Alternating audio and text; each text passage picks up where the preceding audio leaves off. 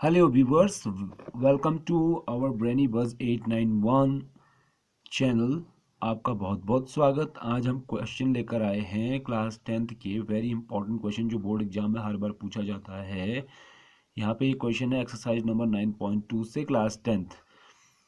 Mathematics गणित प्रश्न संख्या 2 है, जहाँ पर क्वेश्चन इस प्रकार से दिया गया। हमको आंधी आने से एक पेड़ टूट जाता है और टूटा हुआ भाग इस तरह मुड़ जाता है,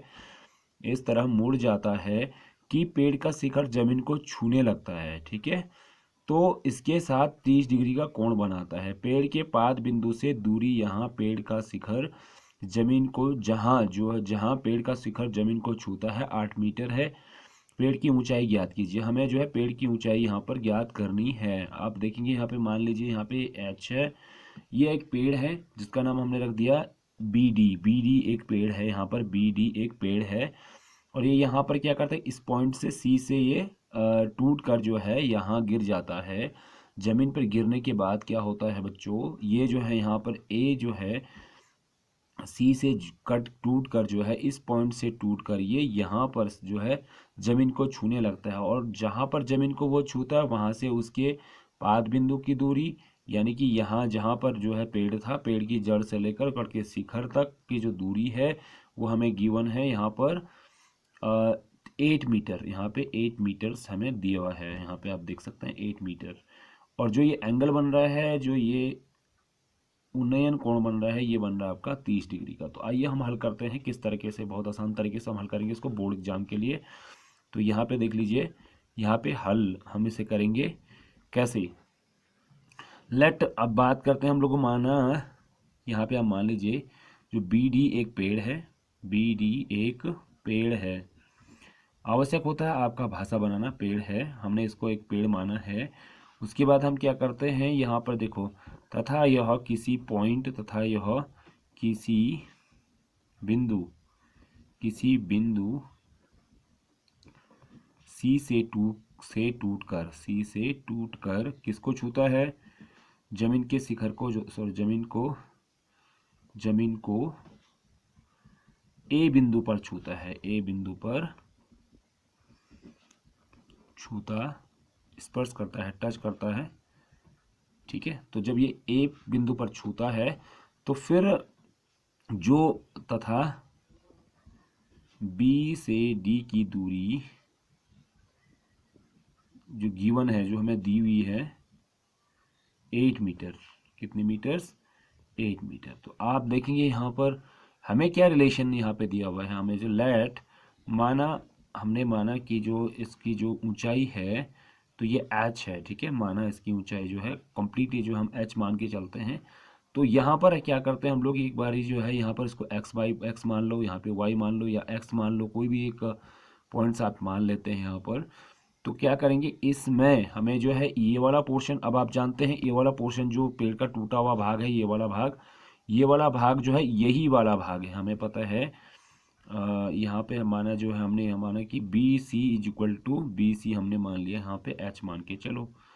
ठीक है, तो एच मान लीजिए यहाँ पे। तो अगर एच नहीं मानते हो एक्स मान लो। तो यहाँ पे देखो आप, जो आपके पास ए सी है, ये वाला पोर्शन है, तो ये वाला भाग टूट के गया है ना वहाँ, यहाँ से लेकर यहाँ तक का जो भाग है वो टूट के यहाँ चला गया है। तो आप समझते हैं कि यहाँ पे एक और चीज़ बन जाती है हमारे पास कि ए सी इज इक्वल टू हो जाता है आपका डी सी के या सी डी के। ओके, आप सी डी के अकॉर्डिंग अपने हिसाब से लिख सकते हैं, या इक्वल टू सी डी। अब हमने क्या निकालना है, इसका बेस हमें गिवन है और हमें यहाँ एंगल भी गिवन है 30 डिग्री, और ये जो है बी सी हमें निकालना है। तो आपको पता है यहाँ पे क्या हो जाता है, इन ट्राइंगल ओ त्रिभुज में, त्रिभुज ए बी सी में, त्रिभुज ए बी सी में क्या, या आप इसको सी ए बी कर सकते हैं, सी ए बी भी कर सकते हैं आप लोग इसको, या सी ए बी में क्या, देखो यहाँ पर आप देखेंगे जो ये वाला है ए बी यानी कि ये वाला पोर्शन ए बी और बी सी का जो हमें कहा अपॉन बी सी, देखो A B upon B C, तो ये किसके इक्वल होता है, कॉट थीटा के, अगर कॉट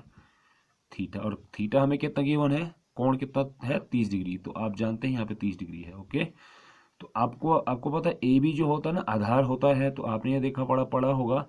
पंडित बद्री प्रसाद हर हर भोले, या आपने पढ़ा होगा हिंदी में लाल इस तरीके से और के ए। तो इसका मतलब क्या होता है, जो हमारा कॉट थीटा होता है ये वाला देखो टेन थीटा का अपोजिट होता है ना, ये टेन थीटा है, तो यहाँ पे क्या हो जाएगा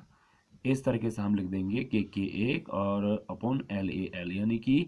आधार अपॉन लंब। ठीक है, तो आधार बट्टे लंब क्या होता है आपका कॉट थीटा होता है, तो कॉट थीटा 30 डिग्री हम यहाँ पे रख लेंगे। तो हमें कॉट थीटा कितना गिवन है, देखो कॉट थीटा हमें पता है, कॉट थीटा की जो वैल्यू होती है कितनी होती है, ए बी हमारे कितना है 8 मीटर है, तो यहाँ पे आप 8 मीटर लिख दीजिए, और बी सी की वैल्यू हमें पता नहीं है तो बी सी की हम एच लिख देते हैं, इज इक्वल टू कर दो यहाँ पर। अब आप यहाँ पर जो है यहाँ पे एच कर देंगे तो वहाँ पे एच डैश मान लो, कुछ भी मान सकते हैं कॉट 30 डिग्री। तो आप क्या कर सकते हैं ए बी बी सी ही रहने दे सकते हैं, अगर एच ना लिखना चाहो तो। कॉट 30 डिग्री का मान होता है 83, ओ sorry root under root 3,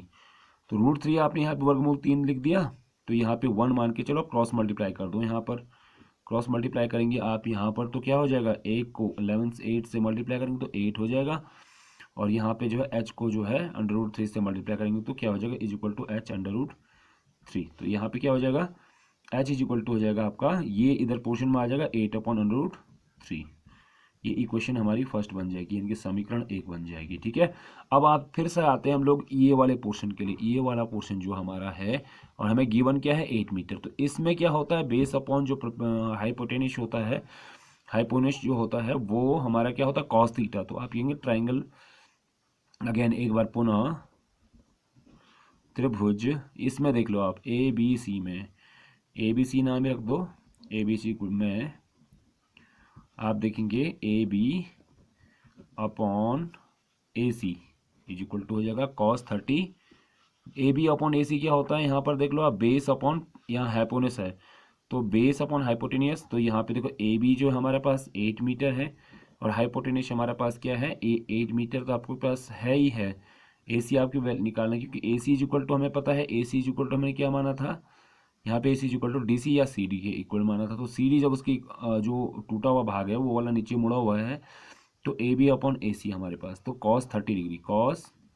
30 degree, तो 8 अपॉन ए सी, तो कॉस 30 डिग्री की वैल्यू कितनी होती है सबको पता होगा, अंडर रूट 3/2, यानी कि इस तरीके से हम लिख सकते हैं अंडर रूट 3/2। इसको क्रॉस मल्टीप्लाई कर देंगे यहाँ से यहाँ और यहाँ से यहाँ, तो 2 8 जा कितना हो जाएगा 16, और अपॉन जो है यहाँ पे ए सी जो आपके पास है ए सी 16 हो जाएगा ना, is equal to under root या अंडर रूट थ्री ए सी,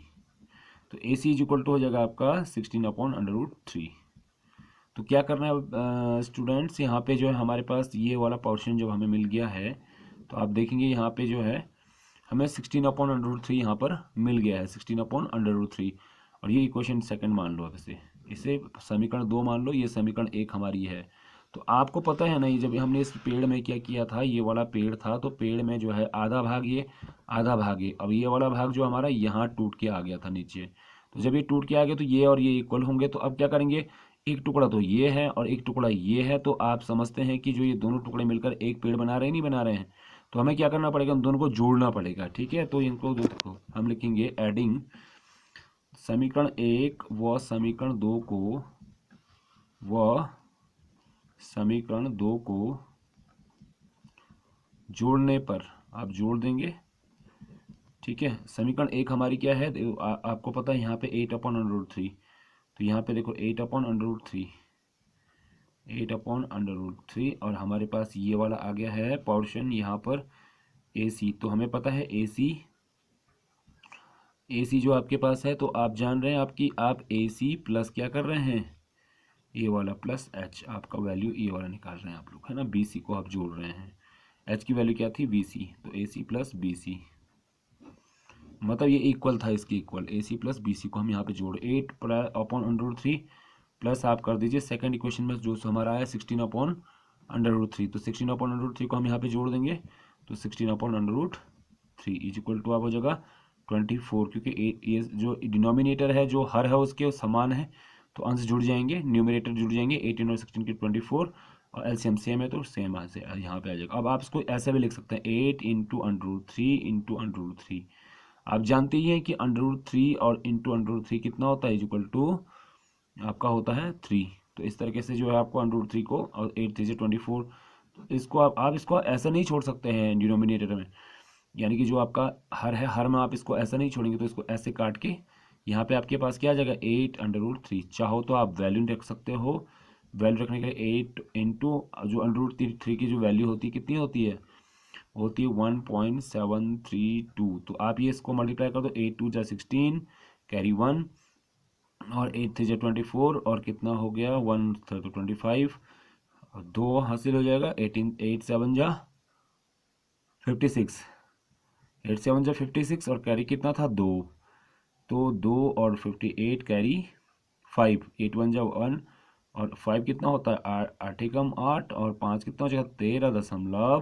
क्योंकि 1 2 3 दशमलव के स्थान 13.856 इतना मीटर क्या आ जाएगा, पेड़ की ऊंचाई आ जाएगी।